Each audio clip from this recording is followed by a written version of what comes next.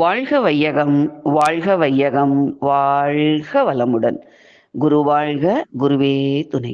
சிந்தனையை உடல் நலத்தை சீரமைத்து உய்வித்த குருவே வாழ்க.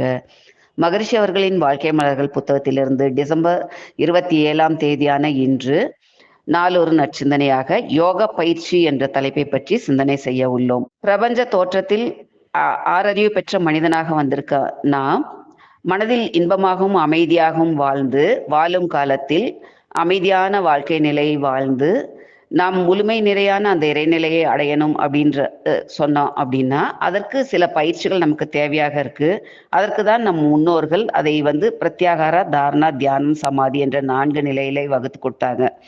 அப்ப அந்த தியானம் என்பது உயிர் மையத்திலிருந்து பழக்க நிலை எய்தும் மனதை அது புறப்படும் இடமான உயிரின் மேலேயே மனம் நிறுத்தி பழகுவதுதான் தியானம் அப்படின்னு சொல்றோம். ஏன் மனதை அங்க வைக்கணும்? இல்லைன்னா என்ன ஆகும்னு பாத்தீங்கன்னா, மனம் புலன் வழி இச்செயல் கவரப்பட்டு ஐம்புலன்கள் வழியாக வெளியே போயிட்டு இருக்கும்போது மனதுக்கு உணர்ச்சி நிலைன்ற இருக்கிற மனதை நம்ம கட்டுப்படுத்த முடியாம தான் அல்லல் படுறதுனால தான் வாழ்க்கையில சிக்கல்கள், துன்பங்கள்லாம் ஏற்படுது அப்படின்னு சொல்லலாம்.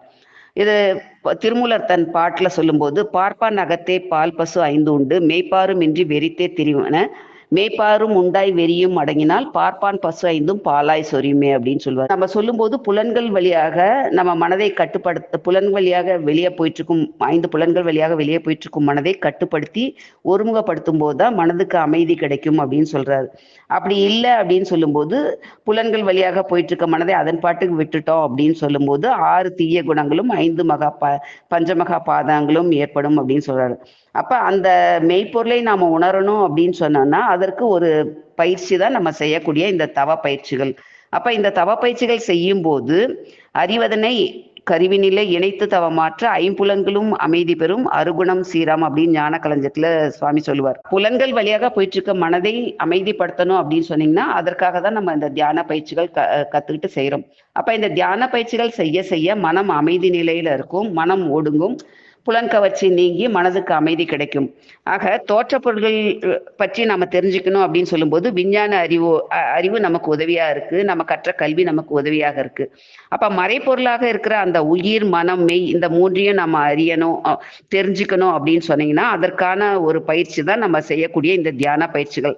இந்த தியான பயிற்சிகளை நல்ல ஆழ்ந்து செய்ய செய்ய மனதுக்கு அமைதி நிலை கிடைக்கும், அறிவானது கூர்மை நிலையும் நுண்மை நிலையும் அடையும், மனதுக்கு உறுதியும் நுட்பமும் தெளிவும் கிடைக்கும். பேரியக்க மண்டலம் அந்த மனதுக்கு பாத்தீங்கன்னா 2 பண்பு இருக்கு. விரித்து காட்டுவதும் இருக்கு, சுருக்கவும் முடியும். மனதை விரிந்த நிலையிலையும் இது பண்ண முடியும், சுருக்கவும் முடியும். அப்ப விரிந்த நிலையில நம்ம செய்ய செய்ய மனதிற்கு அந்த பரந்த மனப்பான்மை நமக்கு கிடைக்கும். நம்ம எண்ணத்தை இங்கிருந்தே இந்த பேரியக்க மண்டலம் முழுவதுமாக விரித்து நம்ம தவம் செய்ய செய்ய எல்லா பொருட்களையும் உணர்ந்து கொள்ளக்கூடிய தன்மை நமக்கு வந்துருது. பிற உயிர்படும் இன்ப துன்ப உணர்வுகளை நாம உணர முடியுது அப்படின்னு சொல்லலாம். அப்ப அந்த நிலையில நாம உயிர் பெறும் இன்ப துன்பங்களை ஊடுருவி நம்ம கஷ்டங்களை நம்ம உணரும் போது நம்ம பிறருக்கு துன்பம் கொடுக்க கூடாதுன்ற ஒரு உள்ளுணர்வு நமக்குள்ளாக வந்துரும் அப்படின்னு சொல்லலாம். அப்ப தனது தேவை, விருப்பம் இதற்காக வாழும் மனிதன் தன் தேவைகளையும் விருப்பத்தையும் சுருக்கி கொண்டு எங்கிருந்து வந்தனோ நான் அங்க போகணும் அப்படின்னா என்கிட்ட இருக்கிற அந்த மும்மலங்களை நான் அகற்றணும். அப்ப அந்த மும்மலங்களை அகற்றும் போதுதான் எனக்கு அங்க அமைதி கிடைக்கும், என்னோட பிறவியின் நோக்கம் ஈடேறும். மும்மலங்கள் என்கிட்ட இருக்கும்போது நான் சாதாரண மனிதனாக தான் உணர்ச்சி வயப்பட்ட நிலையில இருந்து அறிவுல தெளிவற்ற நிலையில இருந்து செயல்கள் செய்து கொண்டிருப்பேன். அப்ப என்கிட்ட அறிவுல தெளிவு இல்லாத செயல்கள் செய்யும் போது எனக்கு அந்த இறைநிலை உணர்வு கிட்டாது. அப்ப இந்த நிலையில இருந்து நான் மாறணும் அப்படின்னு சொல்லும்போது, எனக்கு அமைதி நிலை கிடைக்கணும் அப்படின் போது நான் ஆழ்ந்து தவம் செய்ய செய்ய மனம் ஒடுங்கி செய்ய செய்ய மனதுக்கு அமைதியும் கூர்மையும் நேர்மையும் சீர்மையும் கிடைக்கும் அப்படின்னு சொல்லுவார் சாமி. அப்ப அந்த நிலையில என்னை நான் பண்படுத்தி கொண்டு என்னுடைய ஒழுக்க பழக்கங்களை நான் சீர்படுத்தி கொள்ளும் போது எனக்கு அறிவிலும் செயலிலும் நான் சிறந்து விளங்க முடியும். எனக்கு இந்த பிரபஞ்சத்துக்கு வர்றது காரணமான அந்த இறைநிலையை நான் அடையணும் போது என்கிட்ட இருக்க மும்மலங்களை அகற்றும் போது நான் என்னுள்ள இருக்கும் இறைவனை உணர முடியும். ஆக எல்லாமே இந்த பிரபஞ்சத்துல இருக்கு, அதை நான் உணரணும் அப்படின்னு சொல்லும்போது என்னுடைய அறிவு ஆனது நிலையில இருந்து அமைதி நிலைக்கு வரும்போது நான் அந்த இறைநிலையை உணர முடியும். கரைந்து போம் தன்முனைப்பு காணும் தெய்வம் சொல்றாரு சாமி.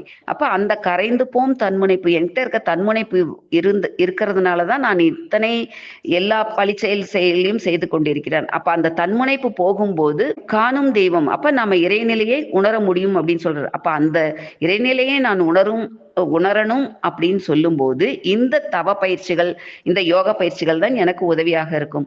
ஆக அந்த தவ பயிற்சிகளை அன்றாடம் செய்து நம்ம ஜீவகாந்த ஆற்றலை பெருக்க தீப பயிற்சி, கண்ணாடி பயிற்சிகளை செய்து, அகத்தாய்வு பயிற்சிகளை செய்து நம்மை நாம் ஒரு சிறிதளவாவது தூய்மை செய்துக்கிட்டு வர வர வர விளக்கத்திற்கும் பழக்கத்துக்கும் இடையே சிக்கி போராடி கொண்டிருக்கும் மனிதன் பெற்ற விளக்கத்தை பழக்கமாக மாற்றும் போது அவனுடைய வாழ்க்கையில் ஒரு சிறப்பும் நல்ல ஒரு அமைதியும் கிடைக்கும். அவன் எண்ணம் ஈடேறும்.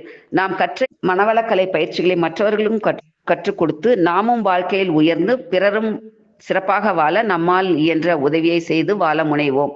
இந்த விரிவான மனநிலையிலே நாம் எல்லையற்ற அந்த பிரபஞ்ச இறையாற்றலிடம் விண்ணப்பம் வைத்து நம் எண்ணம் அந்த இறைநிலையை அடைந்து நம் ஆன்மா தூய்மையாகவும் நாம் சார்ந்த இந்த சமுதாயத்துக்கு நம்மாலான செய்யக்கூடிய செயல்களை செய்து பிறர் துன்பங்களை போக்க நாம் ஒரு கருவியாக இருந்து செயல்பட இறையாற்றல் நமக்கு எல்லா உடல் வலிமையும் மன ஆற்றலையும் கொடுக்க அந்த இறைவனிடம் விண்ணப்பித்து எனக்கு வாய்ப்பளித்த டிவிஎம் குழுமத்திற்கு நன்றி கூறி விடைபெறுகிறேன். வாழ்க வளமுடன், வாழ்க வளம்.